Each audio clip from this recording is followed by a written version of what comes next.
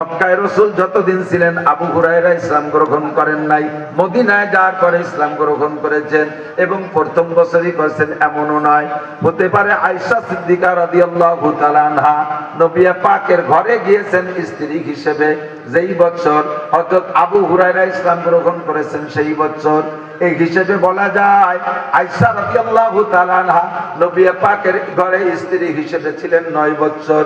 এই 9 বছর পরে নবী আলাইহিস সালামের ইন্তেকাল হয়ে যায়। আয়েশার বয়স যখন 9, এই সময় হুজুরের ঘরে গিয়েছেন। আর যখন বয়স 18 হয়েছে, তো সেই সময় নবী আলাইহিস সালামের ইন্তেকাল হয়ে গেছে। নবী পাক সাল্লাল্লাহু আলাইহি সাল্লামের পাশে থাইকা আয়েশা নবী পাকের নবুয়তি দেখেছেন 9 বছর।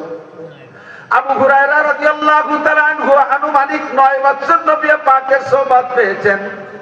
এই দুইটা মানুষ অনেকের চেয়ে কম সময় নবী পাকের সোহবত পেয়েছেন, কিন্তু যারা 22-23 বছর পর্যন্ত নবী পাকের সোহবত পেয়েছেন তাদের অনেকের চাইতে এই দুইজনের নবী পাকের কালাম, নবী পাকের হাদিসের সংগ্রহ বেশি।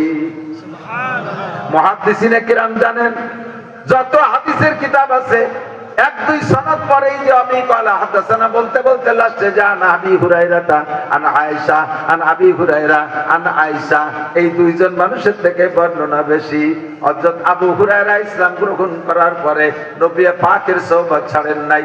আসহাবে সুফফা মসজিদে নববীতে যে 460 জন ছাত্র নবী আলাইহিস সালামের নিয়মিত ছাত্র ছিলেন, তার ভিতরে হযরত আবু হুরায়রা অন্যতম। আর ঘরের ভিতরে যে ছাত্রীরা ছিলেন তার ভিতরে সিদ্দিকা আয়েশা রাদিয়াল্লাহু তাআলা আনহা অন্যতমা।